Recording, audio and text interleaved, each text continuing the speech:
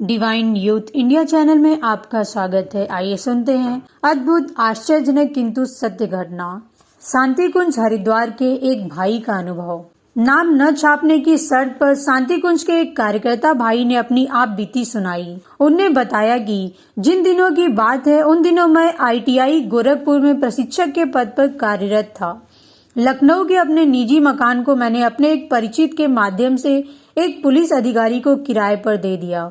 जब 6 माह तक किराया नहीं आया तो मैंने अपनी पत्नी को किराया लेने हेतु लखनऊ भेजा।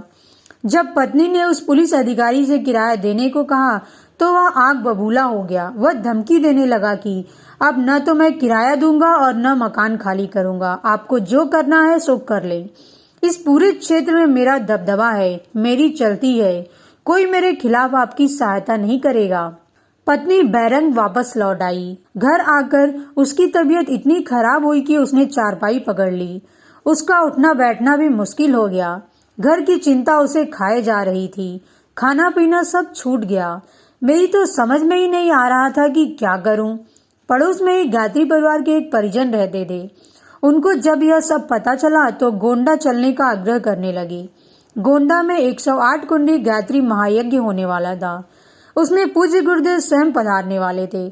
उनने कहा कि यज्ञ में आपकी भागीदारी भी हो जाएगी और अपनी समस्या आप गुरुदेव से कह दीजिएगा, कोई समाधान अवश्य निकलेगा। ऐसा मेरा अटल विश्वास है।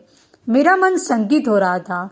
आज के समाज में ढकोसले इतने बढ़ गए हैं कि कौन सही है कौन गलत है इसका निर्णय करना अति कठिन हो गया। पर मैं उनके आग्रह को टाल न सका। सोचा यदि कुछ ढकोसला दिखाई पड़ा तो लौट आऊंगा। गुरुदेव का प्रवचन सुना। उसमें मुझे सार गर्भित तथ्य नजर आए। वे बोल रहे थे कि बेटा, आज समाज का इतना पतन हो गया है कि इंसान ही इंसान का शोषण कर रहा है, भाई भाई का शोषण कर रहा है, बेटे अपने पिता का शोषण कर रहे हैं। मैं इस समाज को नवीन जामा पहनाऊंगा, उसके सड़े गले विचारों को उखाड़ फेंकूंगा, विचार क्रांति लाऊंगा। उनके श्रेष्ठ विचारों को सुनकर मैंने वहीं उनसे दीक्षा ले ली। दीक्षा के उपरांत जब चरण स्पर्श करने गुरुदेव के पास पहुंचा तो ऐसा अश्रुपात होना शुरू हुआ कि रुकने का नाम ही नहीं ले रहा था। गुरुदेव ने मेरा अंतःकरण पढ़ा। वहां वेदना ही वेदना थी। पास बुलाया, पूरी कहानी सुनी और इतना ही कहा, जा बेटे, सब ठीक हो जाएगा। मेरे यज्ञ से लौटने के 1 सप्ताह के अंदर ही उस किराएदार पुलिस अफसर का पत्र आया, भाई साहब, कृपया लखनऊ आकर अपना घर संभालिए। पिछला सारा किराया आपकी सेवा में भेज रहा हूँ। अब मैं इस मकान में एक दिन भी नहीं रह सकता।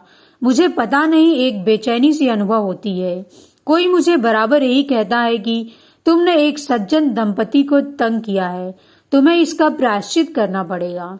मैं समझ गया यह सब पूज्य गुरुदेव की कृपा है। यदि उनका अनुग्रह न मिला होता तो जाने मेरी क्या गति होती। आज उन्हीं की प्रेरणा से मैं शांति कुंज में जीवन दान पर निष्ठापूर्वक कार्य कर रहा हूँ।